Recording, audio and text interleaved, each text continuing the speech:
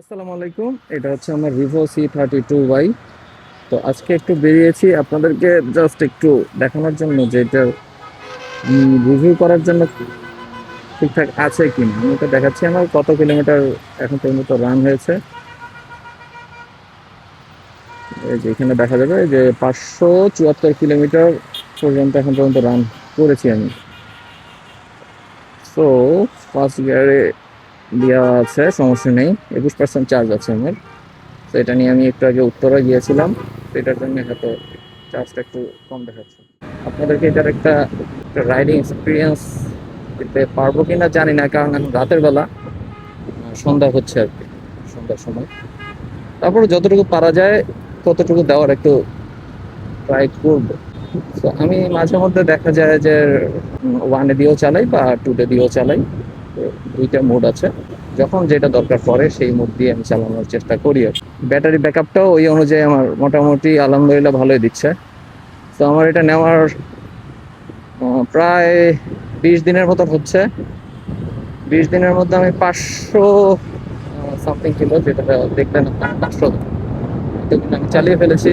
যদিও এখন হয়তো সময় চলে এসেছে আমার এটার একটা রিভিউ দেওয়ার মতো। আমি এটা ইউজ করে হ্যাপি কিনা এটা একটা আমি ভাবতেছি যে একটা রিভিউ বানিয়ে ফেলবো।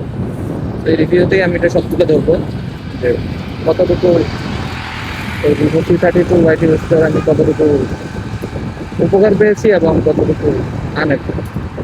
এটি আমার কাছে লাগে হচ্ছে ঢাকার মধ্যে, ঢাকা সিটির মধ্যে এটি এর থেকে বেশি স্পিড আমার দরকার পড়ে না। এর চেয়ে বেশি স্পিড দরকার হলেও না যদিও, কারণ আমরা সচরাচর জ্যামের মধ্যে দিয়েই আমাদেরকে বাইক চালাতে হয়। বাইক বলেন, গাড়ি বলেন, সবকিছু আমাদেরকে জ্যামের মধ্যে দিয়ে চালাতে হয়। অত স্পিডের আমাদের দরকার পড়ে না। যত গতি তত গতি, এটা আমরা সবাই জানি। ও, আমি এতক্ষণ হেডলাইট না দিয়ে চালাচ্ছিলাম যদিও। হেডলাইটের আলো মোটামুটি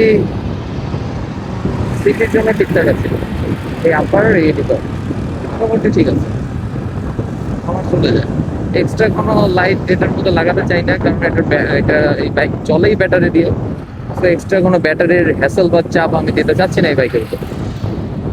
এই Vivo C32Y এর মোটরটা 1200 ওয়াটের একটা মোটর দেওয়া আছে। এই স্কুটিটার এই প্রাইসের মধ্যে, এই প্রাইস রেঞ্জে, যেই প্রাইস এখন আছে বর্তমানে 1,34,000 টাকার মধ্যে, এর থেকে ভালো ডিলার হতে পারে না আমার মতে। আমি রাইড করেছি, আমার রাইড যদিও প্রত্যেক দিন 20 থেকে 30 কিলোর মতো হয়ে যায়। এই স্কুটিটা একদিন চার্জ দিলে আমার মোটামুটি 3 থেকে 4 দিন আমার অনায়াসে চলে যায়, সেটা চালানোর উপর আর কি। আমি যদি বেশি চালাই আমার কিলোমিটার বেশি যাবে, আমার ব্যাটারি বেশি যাবে, এটা স্বাভাবিক একটা ব্যাপার। আমি যদি তেলের গাড়ি চালাতাম তাহলে আমাকে দেখা যেত যে বেশি চালালে বেশি তেল খরচ হবে, এটা স্বাভাবিক। আর যদি এখন অকটেনের দাম, আপনারা তো সবাই জানেন যে অকটেনের দাম 145 টাকা হয়ে গিয়েছে, তো সেই দিক থেকে আমার ইলেকট্রিক স্কুটার আমাকে ভালোই সাপোর্ট দিচ্ছে সব দিক থেকে। আমার মতে ইলেকট্রিক স্কুটি ভালো, কিন্তু আপনাদেরকে সেটি একটু দেখে বিবেচনা করে নিতে হবে যে কোন কোম্পানি আপনাকে ভালো জিনিস অফার করছে, ভালো জিনিস ডেলিভার করছে আপনাদেরকে। সেই অনুযায়ী আপনারা একটা ভালো প্রোডাক্ট হাতে পাবেন। যেমন এই Vivo C32Y আমি নিয়েছি। রিভো কিন্তু আমাকে কোনো রকমের স্পন্সর কোনো কিছুই করেনি যে আমাকে ভালো বলতে হবে তাদের ব্যাপারে। ঠিক আছে, এই বাইকের অনেক খারাপ কিছু আছে, কিন্তু আমি এখন পর্যন্ত যা যা উপলব্ধি করেছি সেই খারাপ দিকের থেকে ভালো দিকটাই আমার নজরে বেশি পড়েছে। এই জন্যই এই স্কুটির ব্যাপারে কেউ আমাকে শিখাই দেওয়ার দরকার নেই যে এটার ব্যাপারে আমাকে ভালো বলতে হবে। তো যেটা ভালো এটা আমাকে ভালো বলতেই হবে, কারণ এটা আমার নিজের পকেটের টাকা দিয়ে কিনা। এটা আমাকে রিভো কোনো স্পন্সর করেনি যে আমাকে এটার ব্যাপারে ভালো বলতেই হবে। তো যাই হোক, তো আমি যেটা বলতে চাই, Vivo C32Y মানে আপনাদের একটা নিত্যদিনের সঙ্গী হতে পারে। সব সময় আপনি এটা নিয়ে মানে রাইড করতে পারবেন ভালোভাবেই। আর আপনারা যদি চান যে এটিকে একটা বাইকের মতন আপনারা চালাতে চান, পারবেন, বাইকের মতন চালাতে পারবেন, কিন্তু ওইভাবে না যে বাইকের মতন আপনারা 300-400 কিলোমিটার দূরে আপনারা নিয়ে যাচ্ছেন, এরকম না। আপনারা এই ঢাকা সিটি বা যেখানেই বসবাস করেন না কেন, যে সিটিতেই থাকেন না কেন, সেই সিটি অনুযায়ী আপনারা এটি ইউজ করতে পারবেন সিটির মধ্যে। মানে এইটা আমার Vivo C32Y আমার মোটামুটি ব্যাকআপ দেয়। এখন পর্যন্ত আমি ব্যাকআপ 100 কিলোমিটার ব্যাকআপ পেয়েছি আমি।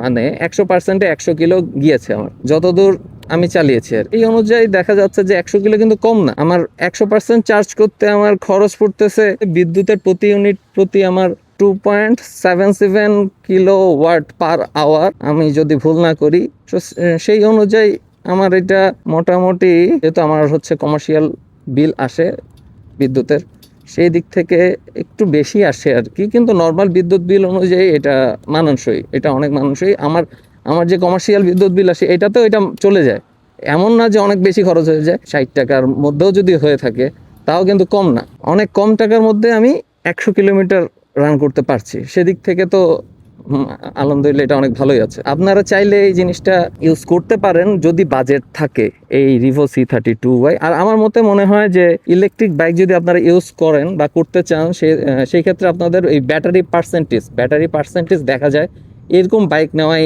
উচিত। এই শুধুমাত্র একটা এই যে ব্যাটারি ইন্ডিকেটর একটা দেখা যায় এখানে, এই রিভো C32Y এটা আমি যেটা ইউজ করি, এইটা যেটা আমি ইউজ করতেছি, এটার ব্যাটারির ইন্ডিকেটরের আপনারা ইন্ডিকেটরও দেখতে পারবেন, প্লাস পার্সেন্টেজও দেখতে পারবেন।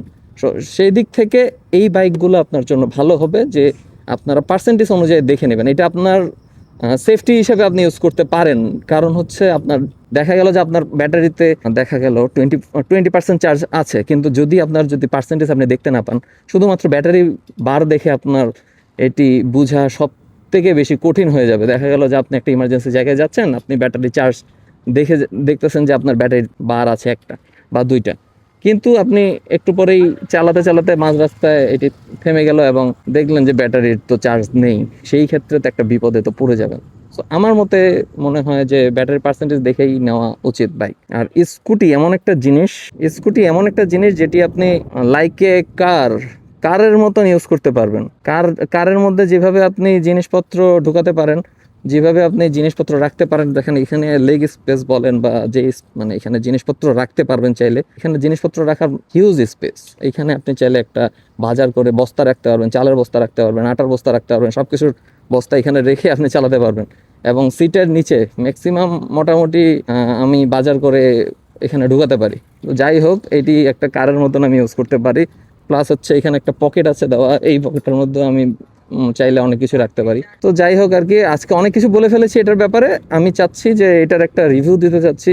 আমি এখন আপনাদেরকে এটাই চালাতে চালাতে একটা রাইডিং এক্সপিরিয়েন্স দিচ্ছি আর কি, এটা রিভিউ না বলাও চলে। তো আমার মতে রিভো C32Y এখন পর্যন্ত আমার ইউজ করা একটা ভালো স্কুটি। আমার মতে স্কুটি নিয়ে আমি যা বলবো যে এই স্কুটিটাতে আমি স্যাটিসফাইড কিনা, সেটি আমি আপনাদেরকে আরেকটা ভিডিওতে জানাবো। ওই ভিডিওতে আমি মোটামুটি সবকিছু তুলে ধরবো যে আমি 500 কিলোমিটার চালিয়ে আমি কেমন ফিল করেছি বা করতেছি।